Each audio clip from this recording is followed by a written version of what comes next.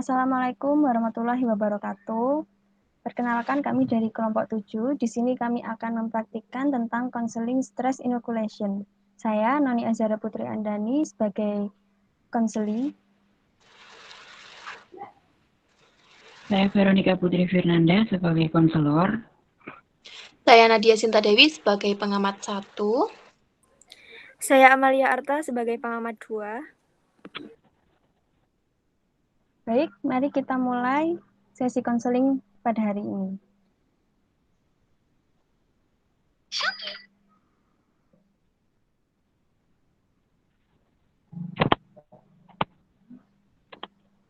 Assalamualaikum Mbak Noni. Waalaikumsalam Bu Nika. Wah, ketemu lagi ya kita Mbak Noni.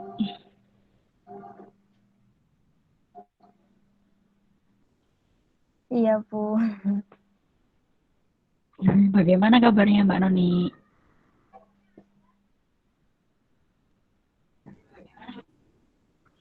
Baik Bu Nika, alhamdulillah. Bu Nika sendiri bagaimana kabarnya? Alhamdulillah Mbak Noni, saya baik. Semoga Mbak Noni selalu baik ya. Iya Bu. Oke. Untuk sesi konseling kali ini, kira-kira Mbak Noni membutuhkan waktu berapa lama? Mungkin sekitar 20 menitan ya Bu ya. Oke, ini Mbak Noni sudah tidak ada kelas? Sudah tidak Sudah ada Bu, free? tapi sebenarnya sih belum free ya Bu ya, karena tugas saya tuh lagi numpuk banget gitu. Begitu. Ya, tadi Mbak Noni juga menjelaskan kepada saya sedikit tentang stresnya Mbak Noni tentang tugas ya. Itu bagaimana Mbak Noni? Penjelasan selengkapnya. Iya Bu, jadi saya tuh merasa stres gitu Bu, karena tugas saya tuh banyak banget, terus juga deadline-nya itu mepet-mepet banget. Tugas yang satunya belum selesai, udah dikasih tugas-tugas terus, jadi tugasnya tuh makin numpuk gitu Bu. Jadi saya takutnya itu malah nggak terselesaikan semuanya gitu. Ya, dari masalah Mbak Noni tadi, kali ini kita akan menggunakan strategi stress inoculation ya Mbak Noni. Mbak Noni tahu strategi stress inoculation itu apa?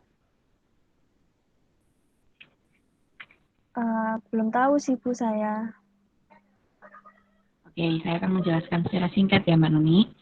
Jadi strategi stress inoculation itu strategi yang dimana kita meminimalisir stres yang ada dalam diri kita, begitu Mbak Nuni. Nah, stres ini bisa dipicu dari berbagai sumber, misalkan seperti tadi Mbak Nuni tugas yang menumpuk dengan deadline yang berdekatan gitu ya, benar ya Mbak Nuni ya? Iya Bu, benar. Jadi Mbak Noni takut tidak terselesaikan tepat waktu, seperti itu.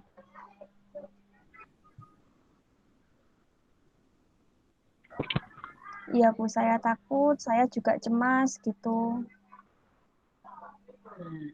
Di dalam strategi stress inoculation ini ada namanya coping stress. Coping stress itu sesuatu hal yang dapat mengurangi, mengontrol atau menoleransi tingkat stres yang ada dalam diri Mbak Nuni. Gitu. Nah,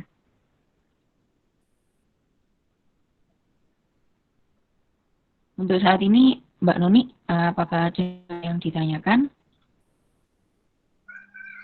Sejauh ini masih belum Bu, belum ada yang saya tanyakan. Baik, coping stress ini ada beberapa strategi. Nah, yang disarankan di sini coping stress yang berfokus pada masalah. Yang kedua yaitu coping stress yang berfokus pada emosi. Begitu. Jadi, Maaf Bu, kalau menurut saya apa tadi? Soalnya jaringannya agak mengganggu. Yang tadi ada dua. Yang pertama, coping yang berfokus pada masalah. Jadi, kalau berfokus pada masalah, kita akan menyusun strategi untuk meminimalisir masalah tersebut. Nah, kalau coping yang berfokus pada stres, kita akan meminimalisir stres yang ada dalam diri kita, yang mengontrol. Kita akan mengontrol stres yang ada dalam diri kita, seperti itu Mbak Nuni. Jadi, menurut Mbak Nuni, kira-kira yang mana yang cocok untuk konseling kali ini?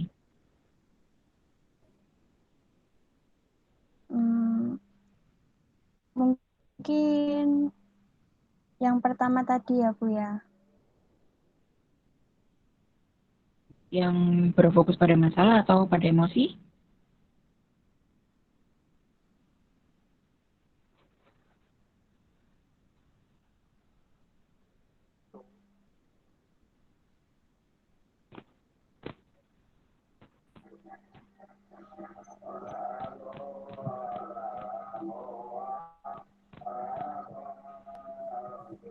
Apakah suara saya terdengar, Mbak Noni? Nah, ini baru terdengar, Bu. Oke. Yang tadi, apakah sudah terdengar atau belum? Yang tadi itu, pemilihan yang pertama atau yang kedua ya, Bu ya?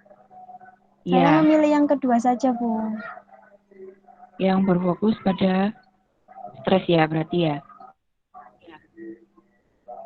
Yang berfokus pada emosi, maaf. Iya, Bu. Nah, yang berfokus Iya, pada betul. emosi, ini ada beberapa langkah atau beberapa contoh yang bisa diterapkan Mbak Nuni.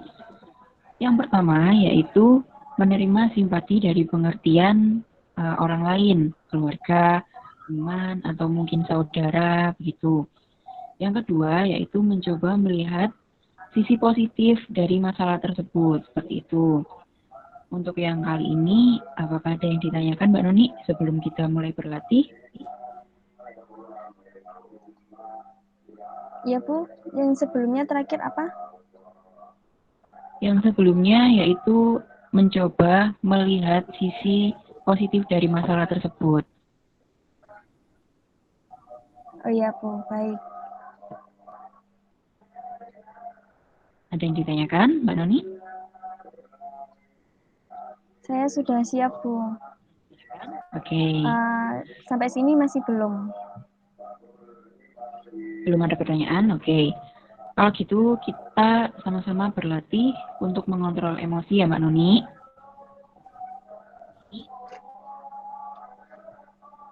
Iya, Bu. Nah, kali ini kita sama-sama membayangkan kita sedang melakukan proses belajar secara daring, lalu guru dari Mbak Noni memberikan tugas kepada Mbak Noni. Pada saat itu, emosi yang Mbak Noni rasakan itu seperti apa? Gimana, Bu?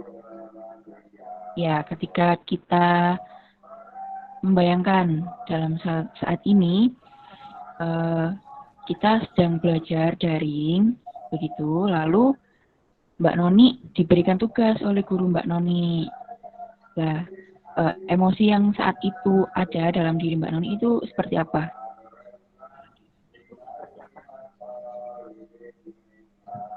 Emosi yang saya rasakan, maaf Bu, soalnya jaringannya mengganggu, jadi suaranya nggak dengar.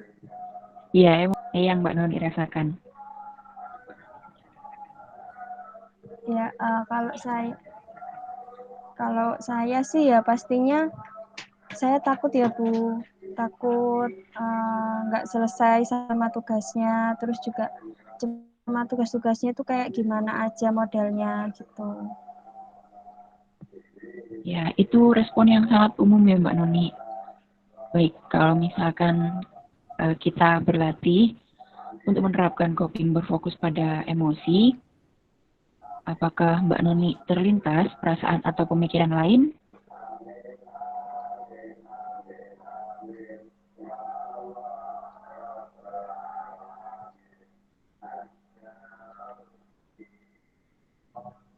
Bu, sebentar ya, saya izin untuk mengganti jaringannya agar lebih mudah, soalnya ini nyandet-nyandet terus. Oh iya, silakan Mbak Noni, tidak apa-apa. Halo, Bu Nika.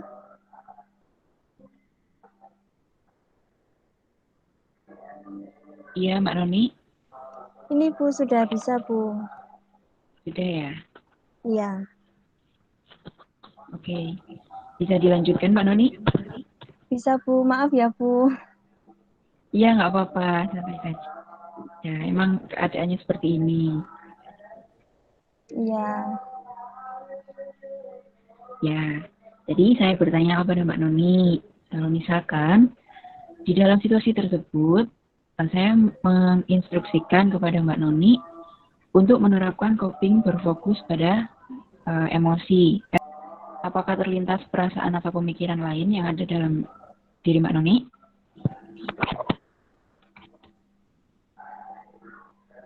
iya Bu. Kalau saya lagi di posisi atau di peristiwa proses pembelajaran seperti itu ya, yang saya rasakan pasti cemas. Terus saya juga berpikir, bisa nggak ya saya nyelesain tugas-tugasnya, terus nanti tugas-tugas berikutnya itu susah nggak ya atau gimana gitu. Nah, itu respon yang sangat umum ya Mbak Noni, nggak apa-apa. Sekarang kita berlatih menerima simpati dan pengertian dari orang lain. Jadi Mbak Noni akan bercerita kepada teman Mbak Noni, misalkan saya ini anggap saja sebagai teman Mbak Noni, begitu ya.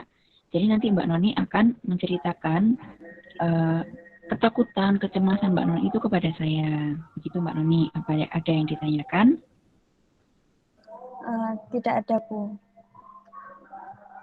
Baik, sekarang kita praktekkan ya Mbak Noni, bisa dimulai. Iya, bisa Bu. Iya. Oh ya, aku mau cerita sama kalian nih. Jadi kan ini tugasnya tuh nggak selesai-selesai ya, Rek. Aku tuh takut nanti tugasnya makin lama makin banyak, terus deadline-nya tuh juga makin mepet. Aku bisa nggak ya nyelesain semuanya? Aku takut, Rek, beneran. Kamu bisa kok Mbak, kamu bisa kok Noni, jangan takut. Kita harus menghadapi, kan ya nggak kamu sendirian yang menerima tugas itu. Kita semua juga merasakan kok. Iya sih, Ayo cuman ya semangat ya, gimana ya? dikerjakan pelan-pelan. Iya, nanti aku coba untuk ngerjain pelan-pelan deh. Ya, semangat terus ya Noni. Iya, makasih ya teman-teman. Ya, nah dari situ tadi, bagaimana perasaannya Mbak Noni? Apakah sudah mereda emosi? Ya sudah sedikit sih Bu, sudah lumayan. Nah, sekarang kita ke contoh yang kedua, yaitu mencoba melihat dari sisi yang lebih positif, begitu.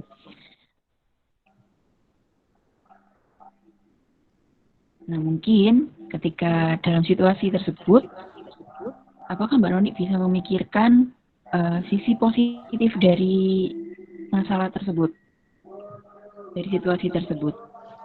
Kalau di posisi tersebut ya, mungkin saya masih belum bisa ya Bu. Mungkin ketakutan sama kecemasan saya tuh masih membuat saya tertekan gitu. Jadi saya nggak bisa mikir positif. Baik, tidak apa-apa Mbak Noni, karena itu memang perlu proses yang panjang, tidak singkat, begitu. Nah, saya akan memberikan contoh sedikit, siapa tahu nanti bisa membuka pikiran positif dari diri Mbak Noni.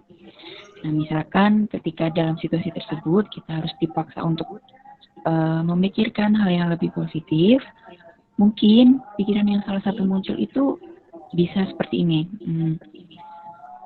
Mungkin guru-guru Mbak Noni memberikan tugas itu agar Mbak Noni bisa lebih memahami materi yang dipelajari pada hari itu. Jadi Mbak Noni bisa merisum dengan mengerjakan tugas tersebut. Otomatis ketika Mbak Noni mengerjakan tugas, Mbak Noni kan akan membaca ulang materi tersebut, betul kan?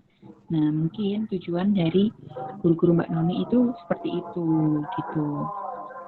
Oh, gitu ya, Bu ya. Ya. Kalau misalkan sekarang saya ingin membandingkan Mbak Noni ketika berlatih bercerita kepada teman atau berpikir positif, yang menurut Mbak Noni yang bisa mengontrol emosi yang ada dalam diri.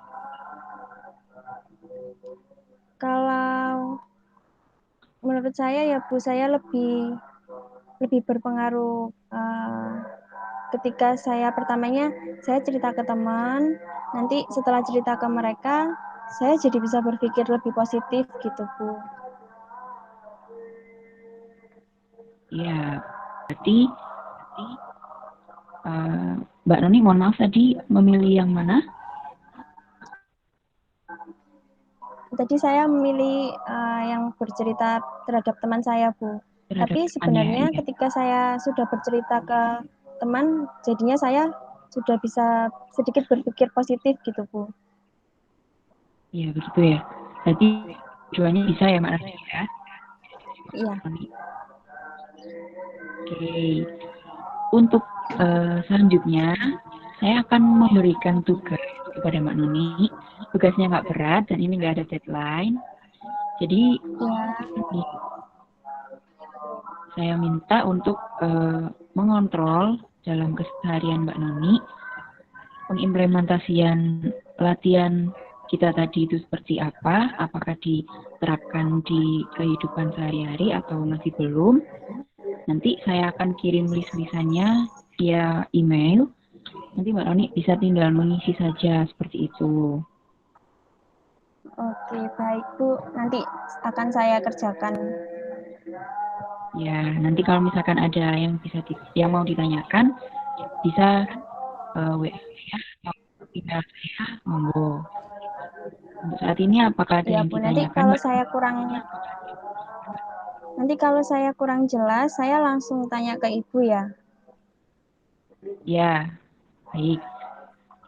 Udah dulu ya Mbak Noni, sesi konseling kita pada hari ini bisa diakhiri. Iya, bisa Bu. Oke, terima kasih ya Mbak Noni, sehat selalu. Semoga tugasnya cepat selesai. Iya Bu, terima kasih ya Bu ya. Sama-sama, Assalamualaikum. Waalaikumsalam. Baik teman-teman, itu yang dapat kelompok kami sampaikan. Mohon maaf jika masih banyak kekurangan yang kami lakukan. Wassalamualaikum warahmatullahi wabarakatuh. Waalaikumsalam warahmatullahi wabarakatuh.